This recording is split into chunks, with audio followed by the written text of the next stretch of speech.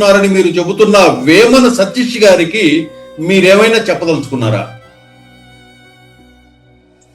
అన్న వేమన సతీష్ అన్న, మా దగ్గర తీసుకున్న 7 కోట్ల డబ్బులు దయచేసి మాకు ఇచ్చేయండి అన్న.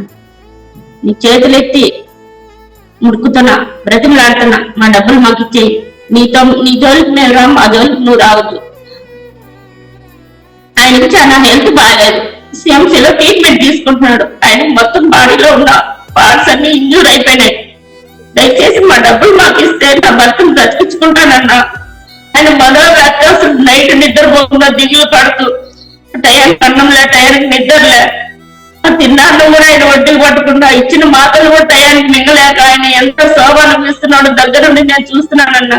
దయచేసి నీ కాళ్ళు ముక్కుతానన్నాను, మా డబ్బులు మాకు దయచేయినా, మా డబ్బులు మాకు ఇచ్చేయినా. నా భర్తకి ఏమైనా ప్రాణహాని జరిగితే, మా భర్తకు కానీ నా బిడ్డలకు నా ఫ్యామిలీకి ఏదైనా ప్రాణహాని జరిగితే మొత్తం బాధ్యత నీదే అన్న వేమన సతీష్ అన్న.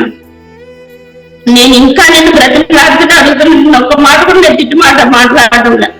దయచేసి వేమన సతీష్ అన్న మా డబ్బులు మాకు ఇచ్చేనా. మీ ఫ్యామిలీకి కూడా చెప్తున్నా, అమ్మా వేమన సతీష్ అన్న భార్య నీకు కూడా దండం పెట్టి చెప్తున్నానమ్మా, మా డబ్బులు మాకు ఇప్పించు తల్లి, ప్లీజ్ అమ్మా. అంటే మీకేదైనా, మీ భర్తకి ఏదైనా ప్రాణహాని జరిగితే దానికి కారణం వేమన సతీషేనని మీరు చెప్తున్నారు? అవును సార్.